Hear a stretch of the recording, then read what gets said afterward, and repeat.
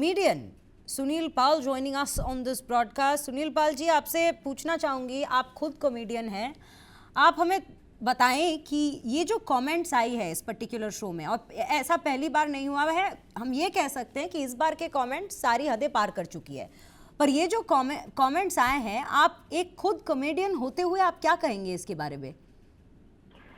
पहली बात तो इनकी जितनी भी जो जाति है, इनको कॉमेडियन बोलना बंद करें आप, ठीक है?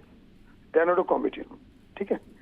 ये ऐसे बकेत है कि इनको ये नॉर्मल जो समाज में जो बिगड़ा हुआ तबका होता है, उनको जब रात को वो लोग अड्डा मारते हैं, दारू वारू पीते हैं और बकवासें करते हैं, उनकी जमात के लोग हैं ये, ठीक है? ये कोई कलाकार नहीं है। और इस तरह से पब्लिक प्लेटफॉर्म पर इस तरह से बातें करना, और लोग इसको, जो लोग खासकर बॉलीवुड वाले सपोर्ट करते हैं, चाहे वो एआईबी हो, चाहे वो ये इस टाइप के हो, तो बॉलीवुड वालों को भी शर्म आना चाहिए कि जो बड़े बड़े कलाकार अच्छे कलाकार को सपोर्ट नहीं करेंगे, अच्छे जो फैमिली ऑडियंस को हंसाते हैं या अच्छा काम करते हैं, उनको कभी सपोर्ट नहीं करेंगे, और इनके शो में जाके बैठ जाते हैं गालियां खाने के लिए। गालियां भी खा रहे हैं, थप्पड़ भी खा रहे हैं, और पता नहीं क्या क्या कर रहे हैं। पता नहीं लोगों को इतनी क्यों इस लेवल का डिप्रेशन है कि इनके शो में जाके टिकट खरीद के लोग गालियां खाकर आते हैं। ये मतलब मैं समझता हूँ कि बहुत ही गंभीर विषय है।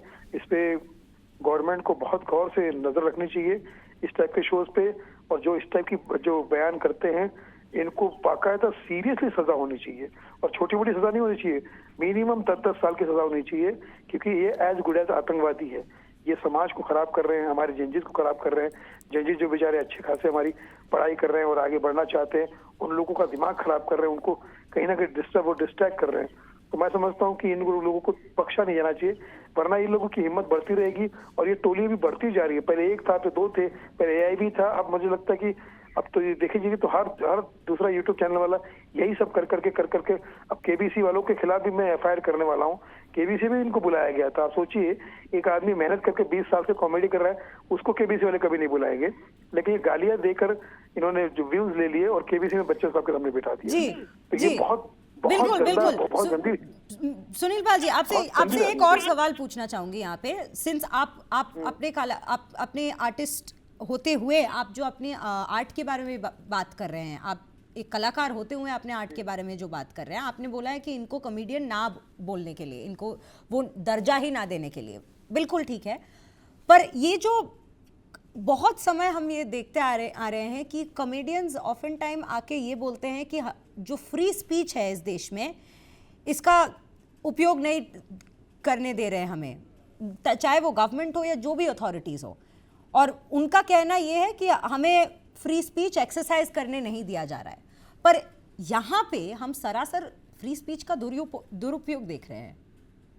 डिफरेंस वही है, और ऐसे लोग जिनके फॉलोअर्स मिलियंस में हैं, ये सब इन्फ्लुएंसर्स हैं एक पॉइंट पे सोशल मीडिया पे, खरीदे हुए हैं। आपको पता है प्रीवियस टाइम में भी बहुत सारी कलाकार सामने आए जिन्होंने खुद ये स्वीकार किया कि हम फॉलोअर्स खरीदते हैं, है ना, खरीदे जाते हैं वो, और उसके बाद फिर वो सब चीजें होती है। अब आप भी समाचार देते, दुनिया का हर मैटर आप बोलते हैं, लेकिन उसमें शब्दावली का और वर्ड्स का सही इस्तेमाल करते हैं ना। आप कोई भी बात बोलो, उसमें कोई प्रॉब्लम नहीं है, लेकिन उसका शब्द सही होना चाहिए, अर्थ सही होना चाहिए। कोई मैसेज जो भी आप देना चाहिए, पब्लिक प्लेटफॉर्म पर है, आपको जो कहना कहिए, लेकिन उसका कहने का तरीका, यही तो कला है। फिर काहे के आप कलाकार हुए, किस बात के कलाकार है? कुछ भी कहना है कहिए, लेकिन उसकी शब्दावली, उसका वर्ड सही होना चाहिए, ताकि समाज में उसका कोई गलत इंप्रेशन ना पड़े। और इस तरह से, वरना आप व्यूज खरीद के ऐसा कुछ प्रोग्राम लेकर आएंगे और बोलेंगे पब्लिक देख रही है, पब्लिक नहीं देख रही है, ये सब व्यूज खरीदे होते हैं इन लोगों के। क्या आप आज बोलेंगे कि ये जो शो है, ये शो और कंटिन्यू नहीं करना चाहिए, जिस लेवल पे ये कंट्रोवर्सीज आए हुए हैं इसके अराउंड? मैंने तो एआईबी से ही आवाज उठानी शुरू कर दी थी, क्योंकि इसमें हमारे काम का बड़ा नुकसान होने लगा था। अब लोग कॉमेडी के शो करना बंद कर दिए, लोग डरने लगे हैं कि यार ये वल्गर करते हैं। ये कुछ लोग ग्रुप करते हैं और उससे पूरा समाज बदनाम हो गया, पूरा कॉमेडियन, स्टैंड अप कॉमेडी बदनाम हो गए। पहले हमारे जो महीने में 10 शो होते थे, अभी 2 शो हो गए, 3 शो हो गए। हमारे बहुत सारे कलाकार को बहुत नुकसान हुआ है, जो अच्छी कॉमेडी करते हैं, फैमिली कॉमेडी करते हैं, उनको, क्योंकि डर गए लोगों ने कहा कि यार ये तो अभी पता नहीं कि माइक पे पता नहीं क्या बोल देंगे, तो उनको ऐसा लग रहा कि सभी एक जैसा हो गए। तो इस वजह से तो मैं तो एआईबी से ही इनके पीछे पड़ा था कि जिस शब्द का फुल फॉर्म आप घर पे नहीं बोल सकते, वहाँ बॉलीवुड वाले चले गए थे, जैसे करण जौहर चला गया था, जैसे दीपिका पादुकोण चली गई थी, आलिया भट्ट चली गई थी, रणवीर सिंह चले गए थे। शर्म आनी चाहिए इन 2 कौड़ी के लोगों को कि तुम वहां जाकर अपने क्या क्या मैसेज देना चाहते हो, जो तुम्हारे चाहने वाले उन पर क्या गुजरेगी। मुझे तो बहुत तकलीफ हुई थी उनको, मैंने तो उसी वक्त से आवाज उठाना शुरू कर दी थी। तो और केबीसी वालों से और नाराज हूं मैं।